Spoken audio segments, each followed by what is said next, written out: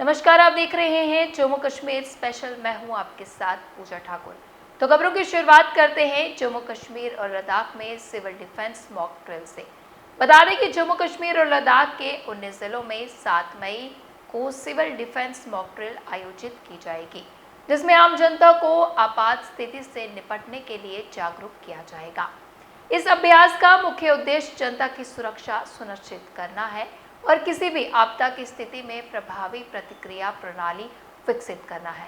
इस mock drill में अनंतनाग, बडगाम, बारामूला, डोडा, जम्मू, कारगिल, कठुआ, कुपवारा, लेह, पुंछ, राजौरी, श्रीनगर, उधमपुर, सांबा, अखनूर, उड़ी, नौशहरा, सुंदरबनी, अवंतीपुर शामिल है। प्रशासन ने नागरिकों से अपील की है कि इस मॉक ड्रिल के दौरान सहयोग करें और अफवाहों से बचें। अमरनाथ यात्रा के लिए शिवलिंग के दर्शन 3 जुलाई से होंगे शुरू। अमरनाथ शिवलिंग के पहले दर्शन यात्रा 3 जुलाई से होगी शुरू और श्रद्धालु इस पवित्र यात्रा के लिए उत्सुक हैं, जहां वह हिम से बने दिव्य शिवलिंग के दर्शन करेंगे। इस वर्ष पहली बार यात्रा शुरू होने से 2 महीने पहले अमरनाथ शिवलिंग का पहला दृश्य सार्वजनिक किया गया है। अमरनाथ श्राइन बोर्ड के अनुसार 2025 की अमरनाथ यात्रा 3 जुलाई से आरम्भ होकर 19 अगस्त तक चलेगी, जो रक्षाबंधन के पावन पर्व पर संपन्न होगी। हर वर्ष की तरह इस बार भी देश के कोने कोने से श्रद्धालु बाबा बर्फानी के दर्शन हेतु अमरनाथ गुफा की ओर कूच करने की तैयारी में है, जहां भगवान शिव ने माता पार्वती को अमर कथा सुनाई थी। वह रहस्य जिसे सुनने मात्र से मोक्ष की प्राप्ति मानी जाती है। बालटाल और चंदनवाड़ी पर बीते 1 महीने से बर्फ हटाने का कार्य कर रही है, ताकि यात्रा से पहले रास्तों को श्रद्धालुओं के लिए सुरक्षित और सुगम बनाया जा सके।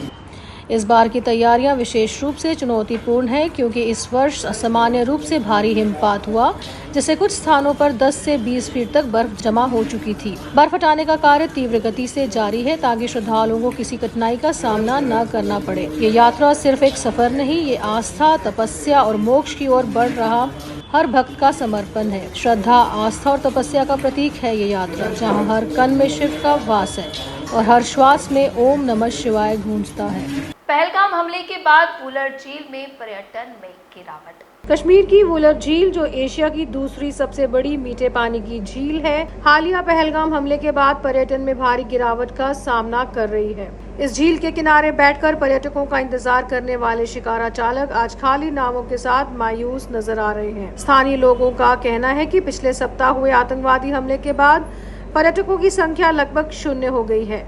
इस गिरावट ने उन सैकड़ों परिवारों की आजीविका को प्रभावित किया है, जिनका जीवन पर्यटन पर निर्भर है।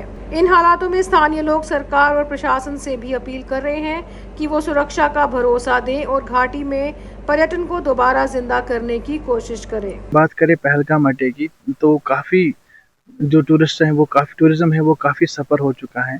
तो अगर हम एज ए कश्मीरी की बात करें तो ये एक दिलदोज़ वाक़ा है, जिसके हम कड़ी लफ्ज़ों में मज़म्मत करते हैं, क्योंकि हम यहाँ पे पीस चाहते हैं, न कि वायलेंस।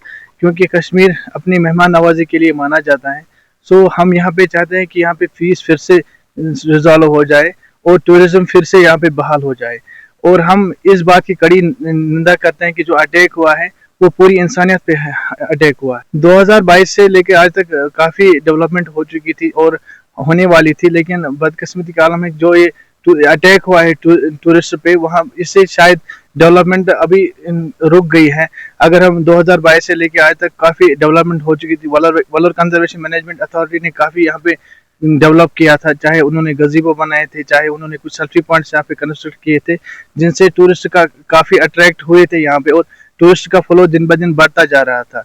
लेकिन एज आपको पता है कि जो ये अटैक हुआ है तो काफ़ी हद तक सफ़र हो चुके हैं। हमारा जो शिकारा है वो बेकार पड़े हैं, चाहे हमने स्टार्स लगाए थे यहाँ पे वो बेकार पड़े, हमारा रोज़गार है काफ़ी सफ़र हुआ है इससे। मैं यहाँ जो हमारे शिकारा एसोसिएशन में इसका प्रेसिडेंट भी हूँ, तो मेरे वाइस प्रेसिडेंट मंजूर अहमद वो भी यहाँ। हमारी तरफ से सबसे पहले मैं अपनी शिकारा एसोसिएशन की तरफ से जितने भी हमारे पहलगाम अटैक में मारे गए हैं उनको मैं श्रद्धांजलि पेश करता हूँ आपके चैनल के माध्यम से। दूसरी बात, यहाँ जो टूरिस्ट आता था पहले, मुझे लगता है कश्मीर में चाहे शिकारे वाले हो चाहे कोई भी इदारा हो, मुझे लगता है टूरिस्ट एक बैकबोन था कश्मीर का। तो असर तो बहुत ही ज़्यादा बुरा पड़ा है, खासकर जो हमारे शिकारे वाले, अभी तो नया वॉलर में एक्सप्लोर किया गया है, 2022 से वॉलर को एक्सप्लोर किया गया है। अभी इसका शुरुआत ही चल रहा था। मुझे लगता है सबसे ज़्यादा असर हमारे ऊपर भी पड़ा है, क्योंकि वॉलर को अभी बहुत कम लोग जानता है। यहाँ पे आने लगा है लोग, बाहर के लोग भी बहुत आ रहा था यहाँ पे, फॉरेन के लोग भी यहाँ आ रहा है। लेकिन बदकिस्मती की वजह से अभी ये एक्सप्लोर हो रहा ही, अभी इसका मतलब नाम आगे जा रहा है, तो ये एक्सीडेंट हुआ है। तो मुझे लगता है जो हमारे जो शिकारे वाले हैं, जिन्होंने शिकारा खरीद लिया है या किसी ने बैंक से लोन लिया है, तो मुझे लगता है हम बिल्कुल ठप चल रहा था। यहाँ तो 30-40 शिकारा रहा करता था। अभी तो अगर आप देखेंगे यहाँ तो ही शिकारा है, क्योंकि यहाँ तो अभी कोई आ रहा नहीं है, पूरा सन्नाटा छा रहा है। तो एक दहशत सा हो रहा है। तो ऐसा नहीं होना चाहिए। मुझे लगता है टूरिस्ट को यहाँ पे आना चाहिए। जो वुलर लेक है ये बिल्कुल सेफ है, क्योंकि इसमें चारों तरफ से फौज का बड़े बड़े कैंप है। अच्छी तरह इसका पूरा नजदीक भी, इसके अंदर भी फौज घूमता रहता है। मुझे लगता है वोलर एक सेफ जगह है, यहाँ पे टूरिस्ट को आना चाहिए। सुरक्षा के मद्देनजर भाजपा के प्रवक्ता अरुण गुप्ता द्वारा किया गया पत्रकार वार्ता का आयोजन। आज का विषय जिसके लिए हमने आपको यहाँ पे आज जहमत दी है, वो विषय बहुत एक क्रिटिकल विषय है। और जिस परिस्थिति से आज हम यहाँ गुजर रहे हैं इस स्टेट में, इस यूटी में, वो परिस्थिति के बारे में बात करना बहुत ज़रूरी था। और उसके लिए हमने एक आपके माध्यम से हम अपने जो हमारे माननीय निवासी हैं उनको हम एक संदेश भी देना चाहते हैं। हमने ये कहावत या सेइंग जिसको कहते हैं बहुत दफ़ा सुनी होगी कि stitch in time saves time. आज वही परिस्थिति में हम खड़े हैं और जिस तरह की चीज़ें हमारे यहाँ पे हो रही हैं उसके लिए हमारी जो डिपार्टमेंटों की मॉनिटरिंग है और जो हमारे अपने जो हमारे पब्लिक है, उन दोनों की मॉनिटरिंग जो है बहुत इम्पॉर्टेंट हो गई है। अब देखिए, सबसे बड़ी जो प्रॉब्लम है कि अगर कोई हमारे इंसिडेंट नहीं हो रहा है, अभी नहीं हुआ है, इसका ये मतलब नहीं कि हम लोग जो हैं वो सेफ़ हैं। क्योंकि जो अंडरग्राउंड वर्कर्स हैं, जो अंडरग्राउंड सिस्टम है, वो अपना काम लगातार करता रहता है और उस करने से उनकी पूरी गतिविधियां चलती रहती हैं। और जहां भी हमारे सिस्टम में गैप होगा, जहां भी हमारे सिस्टम में स्लैकनेस होगी, उस गैप को वो कवर कर लेते हैं और कवर करने के बाद वो उसके ऊपर एक्शन करते हैं। एक मैं छोटा सा उदाहरण आपको देना चाहूँगा। ये जो अनऑथोराइज्ड गाड़ियाँ खड़ी रहती हैं हरी सिंह पार्क के बाहर या बाहू प्लाजा में, कमर्शियल गाड़ियाँ खड़ी रहती हैं और बहुत सी ऐसी जगह हैं जम्मू में जो खड़ी रहती हैं, उनकी मॉनिटरिंग नहीं हो पाती है। उन गाड़ियों को ये नहीं देखा जाता कि उन गाड़ियों में एक्चुअली क्या एक्टिविटीज़ हो रही हैं। और हमारा मानना ये है कि इसमें कुछ ना कुछ डेफिनेटली होता, पर उसके लिए जो हमारी एजेंसीज़ हैं, चाहे वो डिपार्टमेंट्स हों या बाकी एजेंसीज़ हों, उनकी कांस्टेंट एक हॉक आई मॉनिटरिंग बहुत ज़रूरी है। और जब तक ये हॉक आई मॉनिटरिंग नहीं रहेगी, तब तक आप उन इंसिडेंट्स को आप ना तो रोक सकते हैं और ना उन इंसिडेंट्स के बारे में आप प्रीएम्प्ट कर सकते हैं। हमारा मानना यह है कि एक रोबस्ट सिस्टम होना बहुत ज़रूरी है इन प्लेस। रोबस्ट सिस्टम का जब हम कहते हैं तो हमारा मतलब ये है कि कांस्टेंट मॉनिटरिंग होनी बहुत ज़रूरी है। और हम अपने निवासियों से भी अनुरोध करना चाहेंगे, भाजपा आज अपने निवासियों से अनुरोध करना चाहेगा कि आपको भी एजेंसीज़ के साथ, आपको भी अपनी जो रिस्पॉन्सिबिलिटी है एज ए गुड सिटीज़न, वो आपको निभानी होगी। आपको भी जहाँ पे ऐसा लगता है कि जहाँ पे अनमॉनिटर्ड व्हीकल्स खड़ी रहती हैं या जहाँ आपको लगता है कि अबेंडन व्हीकल्स खड़ी रहती हैं, जहाँ आपको लगता है कोई ऐसी चीज़ें हैं जो कोई क्लेम नहीं कर रहा, तो वो आप मान के चलें कि कहीं ना कहीं कोई एक्टिविटी डेफिनेटली हो रही है। और उस एक्टिविटी को कंट्रोल करने के लिए आपको एक जो अपना सुझाव है या जो आपको अपनी इन्फॉर्मेशन है वो कंसर्न लोगों तक पहुंचानी होगी। क्योंकि जब तक आप ये चीज़ें कंसर्न एजेंसीज तक नहीं पहुंचाएंगे, हम अपना एक अच्छा शहरी होने का जो एक हमारा एक दायित्व है उसको हम पूरा नहीं कर पाते। और उस दायित्व को पूरा करने के लिए ये बहुत ज़रूरी है कि हम समझें कि हमारी एजेंसीज तो जो कर रही हैं करती हैं, लेकिन हम भी एज ए गुड सिटीज़न हमको भी ये करना चाहिए। भाजपा का मानना ये है कि जब तक हम इन सिस्टम के साथ बिल्कुल पूरी तरह अपने साथ हम उनके साथ नहीं चलेंगे, जब तक उस सिस्टम को हम अपने पूरी तरह अपनी पूरा सपोर्ट नहीं करेंगे, तो ये जो डिज़ास्टर होते हैं, इन डिज़ास्टर्स को रोकना बहुत मुश्किल है। और आज देखिए क्या हो रहा है। जहाँ भी ये डिज़ास्टर हुए हैं या हो रहे हैं, इन डिज़ास्टर्स की वजह से जो नुकसान होता है हमारे समाज में बहुत बड़ा होता है। स्टूडेंट्स की पढ़ाई रुक जाती है, लोगों के बिजनेस रुक जाते हैं, सिस्टम रुक जाता है, जो प्रोग्रेस होती है वो रुक जाती है, और इससे साथ कितनी चीज़ें ऐसी हैं जो सारी की सारी साथ में क्लब हो जाती हैं। इसका अल्टीमेटली क्या होता है, क्या जो लोग ये गतिविधि करते हैं उनका तो पर्पज़ अचीव हो जाता है, लेकिन हम समाज में जो हमारा सिस्टम है, उस समाज में जो है सारी की सारी चीज़ें, जो नुकसान होता है वो हमारा ही होता है। और जब ये नुकसान होता है तो इसकी भरपाई करना जो है बहुत मुश्किल रहता है। ऐसा नहीं कि ये जो हमारे इंसिडेंट हुए हैं या बाहर नहीं होते, बाहर भी कहीं होते होंगे, लेकिन वो हर इंसिडेंट से सीखते कुछ बहुत ज़रूरी है और वो दोबारा नहीं होने देते उस चीज़ को। हमें भी ये समझना होगा, हमारी एजेंसीज़ को समझना होगा कि ये सारी चीज़ों के साथ साथ उनको भी एक लर्निंग प्रोसेस अपना जो है वो कंटिन्यूटी में करना होगा, और जब तक वो लर्निंग प्रोसेस अपना नहीं करेंगे तब तक नहीं बात चल सकती। और ये भी उनका ही काम है कि लोगों को ये बात एक डायरेक्शन दें, लोगों को ये बात समझाएं कि उनका भी जो दायित्व है वो दायित्व जो है अपने साथ करना चाहिए। जैसे आजकल मॉक ड्रिल की हम बात कर रहे हैं, आपने सुना होगा सबने मॉक ड्रिल। वो मॉक ड्रिल का बेसिक कॉन्सेप्ट यही है कि जो लोग हैं वो अपने आप को तैयार रखें, उसी तरह लोगों को, हमारे जो माननीय निवासी हैं उनको अपने आप को तैयार रखना होगा किसी भी इंसिडेंट के लिए, क्योंकि जो लोग anti country, anti state activities करते हैं वो लगातार इस ताक में रहते हैं कि कहाँ पे आपका गैप होगा, उस गैप को वो लोग कैसा अपने काम में लाते हैं और उस गैप को वो कैसे करते हैं। उस गैप के साथ जो नुकसान होता है वो बहुत भारी होता है। अब जब तक हम लोग एक हॉक आई नहीं रखेंगे, जब तक हमें वो पैनी नज़र नहीं रखेंगे, चील की आंख की तरह हमारा काम नहीं होगा, हमारे एजेंसीज़ का, हमारे लोगों का, तब तक हम ये सारी चीज़ें जो हैं वो नहीं कर पाएंगे। पर इसके लिए हमारे समाज का कॉन्शियस होना, कॉशियस होना बहुत ज़रूरी है। जब तक हमारा समाज कॉन्शियस और कॉशियस नहीं होगा तब तक हम इन चीज़ों को नहीं रोक पाएंगे। तो भाजपा आज अपने प्लेटफॉर्म से ये एक अपील करना चाह रहा है अपने निवासियों को, जम्मू कश्मीर के निवासियों को, कि आप सबको भी बिल्कुल शाना बशाना आपको कंधे से कंधा मिला के चलना होगा। और जहाँ भी आप कोई ऐसी चीज़ देखते हैं जो एक अनयूजुअल है, जहाँ भी आप ऐसी चीज़ देखते हैं जो नॉर्मल नहीं है, उस चीज़ के बारे में रिपोर्ट करना बहुत ज़रूरी होगा, क्योंकि जब तक आप अपना ये दायित्व नहीं निभाएंगे तब तक हम कोई भी सेफ़ नहीं रहेंगे, तब तक हमारा सिस्टम सेफ़ नहीं रहेगा। हमारी हर चीज़ डिस्टर्ब हो जाती है। जैसे मैंने पहले कहा, हमारे बिजनेस डिस्टर्ब होते हैं, हमारे स्टूडेंट डिस्टर्ब होते हैं, हमारे स्कूल डिस्टर्ब हो जाते हैं, हमारे कॉलेज डिस्टर्ब हो जाते हैं। और ये सिर्फ डिस्टर्ब नहीं होते, इसका जो इम्पैक्ट है बहुत लॉन्ग टर्म एक इम्पैक्ट रहता है, जिसकी ग्रेविटी बहुत सीरियस होती है। और मैं अपनी इस बात को यहाँ पे कंक्लूड करते हुए ये कहूँगा कि जब तक स्ट्रिक्ट मॉनिटरिंग ना हो, और हमेशा ये कहना कि एजेंसी जो है वो स्ट्रिक्ट मॉनिटरिंग करें, वो तो करेंगी जो कर रही हैं, लेकिन हमारा जब तक एक जो निवासी है, जो सिटीज़न है उस जगह का, जब तक वो अपने आप को पूरी तरह से तैयार नहीं करेगा तब तक हम सेफ्टी के पैटर्न पे नहीं चल पाएंगे। और दोबारा मैं कहूँगा कि भाजपा अपने प्लेटफॉर्म से आज एक फाइनल अपील करना चाह रहा है कि हमें देखना होगा कि हम कैसे अपने जगह को, अपने शहर को, अपने रीजन को, अपने यूटी को कैसे हम सेफ बना सकते हैं। और आज जिस माहौल से हम गुजर रहे हैं, जिस परिस्थिति से आज हम गुजर रहे हैं, उसमें हमारा सबका एक जो दायित्व है, जो हमारा सबका साथ है, हमारा सबका जो एक रिस्पॉन्सिबिलिटी है, वो हमको निभानी होगी। और जब हम निभाएंगे तभी हम सेफ रह पाएंगे। बहुत जल्द जम्मू यूनिवर्सिटी में होंगे night cricket match. High flood lights लगने का काम शुरू। जम्मू यूनिवर्सिटी के क्रिकेट स्टेडियम में अब बहुत जल्द नाइट क्रिकेट मैच खेले जा सकेंगे।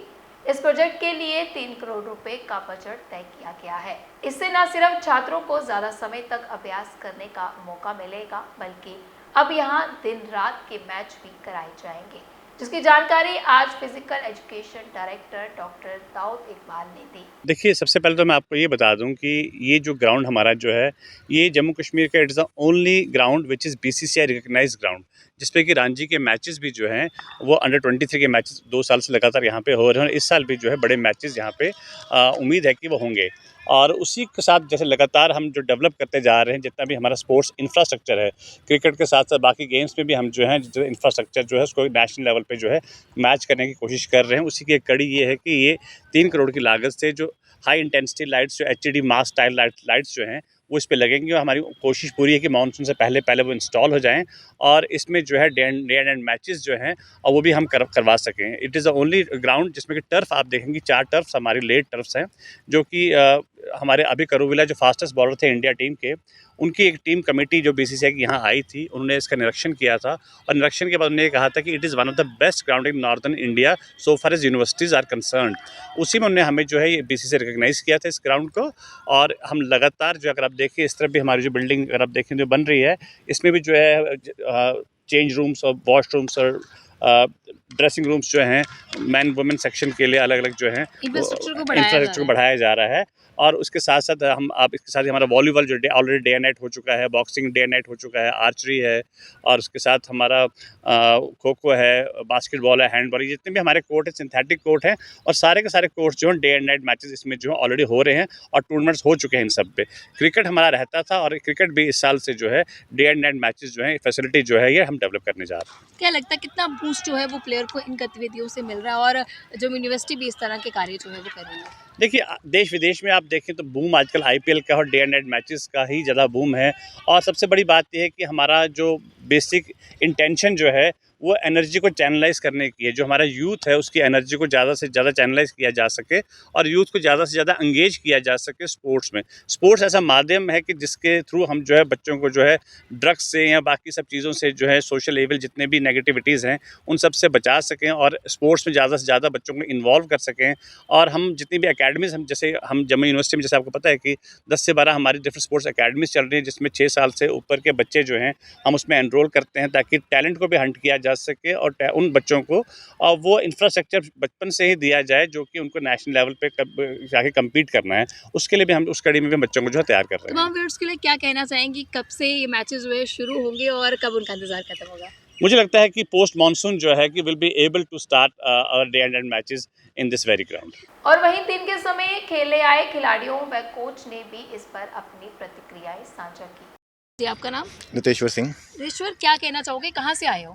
मैं खोर से आया हूँ। खोर से आए, यहाँ पे क्रिकेट मैच खेलने जी के लिए आए? मैचेस चल तो रहे हैं। आपको पता है यहाँ पर बहुत जल्द नाइट मैचेस भी जो है होंगे? हाँ, वो तो अच्छी बात है, होने चाहिए। फिलहाल तो डे मैचेस होते थे, तो अब फिर लाइटों का काम लगा हुआ है, तो फिर इसके बाद नाइट मैचेस भी होंगे, रात को भी खेलेंगे बच्चे। अच्छी बात है, ऐसे नहीं तो धूप में दिन में धूप होती है तो रात को खेलना ज़्यादा बेनिफिट है।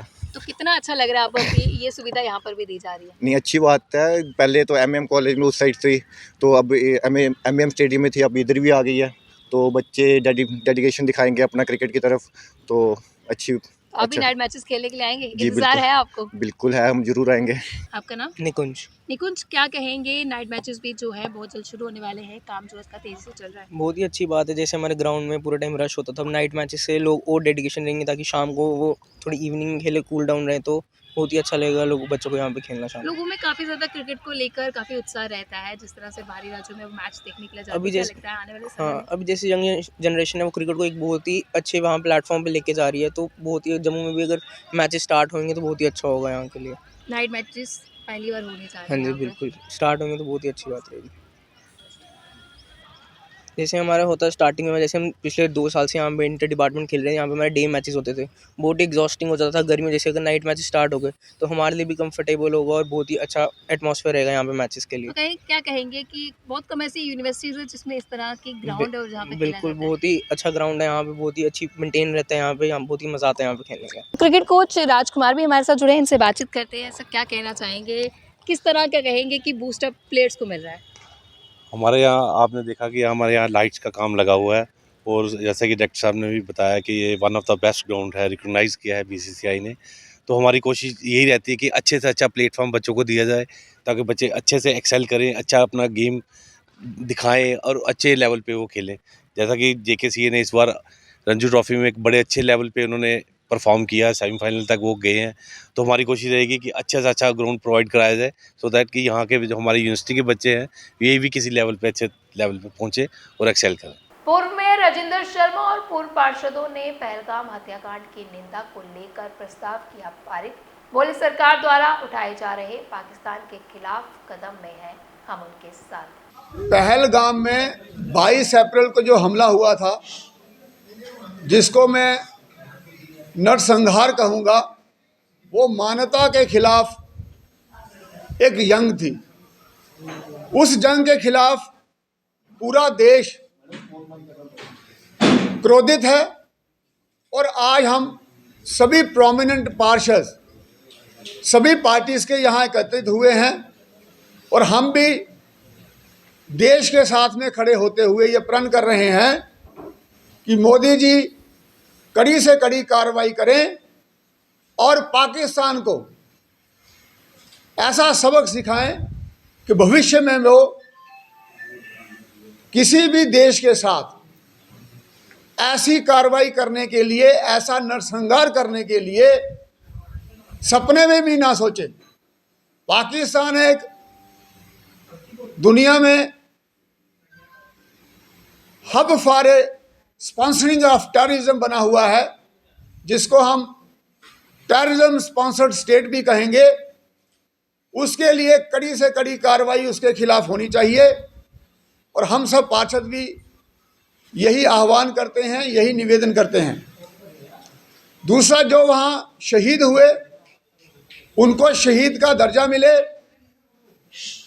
और उसके साथ साथ में हम ये आह्वान करने आए हैं कि आने वाले समय में जो परिस्थितियां बनेंगी, सभी पार्षद अपने अपने वार्ड में लोगों की सहायता के लिए, समाज की सहायता के लिए तत्पर रहेंगे। और जैसे इन्होंने अपनी जान पे खेल कर कोविड में लोगों की रक्षा की थी, समाज की रक्षा की थी, अब भी उसी रक्षा के लिए हम सब प्रण करते हैं और लोगों की सहायता के लिए तैयार हैं। मॉक ड्रिल वगैरह ये सभी चीज़ें थोड़े ही समय में शुरू होने वाली हैं और हम सब इन सब परिस्थितियों के साथ देश के साथ खड़े हैं और चाहते हैं कि कड़ी से कड़ी कार्रवाई करते हुए इन आतंकवादियों को, पाकिस्तान को जड़ से उखाड़ने की भारत जो अपना प्रयास कर रहा है युद्ध स्तर पर, उसका के साथ हम सहयोग करने के लिए खड़े हैं।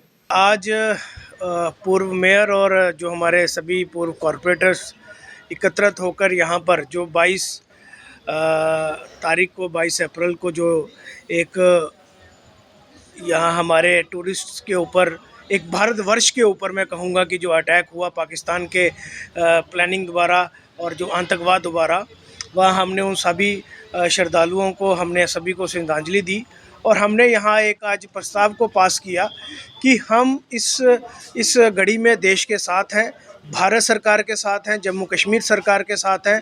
कड़ी से कड़ी कार्रवाई की हमने मांग की है और हम सब एक जिम्मेवार नागरिक होने के नाते, एक जिम्मेवार कॉरपोरेटर होने के नाते, पार्षद होने के नाते, मेयर, डिप्टी मेयर होने के नाते हम अपने अपने वार्डों में हर वो सुविधा को वहाँ प्रदान करेंगे जो इस देश के लिए और जो वार्ड के लिए, जो जम्मू कश्मीर के नागरिकों के लिए जो उनके हित में होगी।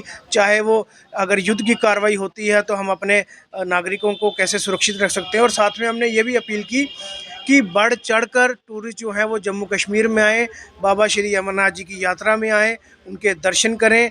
डरने की कोई बात नहीं है यहाँ पे, क्योंकि हमारे जो सुरक्षा बल हैं, जो हमारी आर्मी है, हमारे बीएसएफ, सीआईएसएफ, हमारी जो पुलिस है, हमें उनके ऊपर पूरा यकीन है।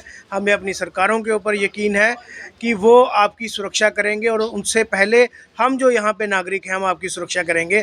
हमारे जम्मू कश्मीर में आए, माता वैष्णो देवी के दर्शन करें, आप बाबा बर्फानी के दर्शन करें, माँ बाबे वैली के दर्शन करें, आप कश्मीर में जाएँ, आप एक बार फिर पहलगाम में जाएँ, आप जम्मू कश्मीर के अंदर आएँ। आपकी सुरक्षा जो है हम सब की जिम्मेवारी है। तो आज की जम्मू कश्मीर स्पेशल बुलेटिन में इतना ही। फिर मिलेंगे इसी समय। मुझे दीजिए इजाजत। नमस्कार।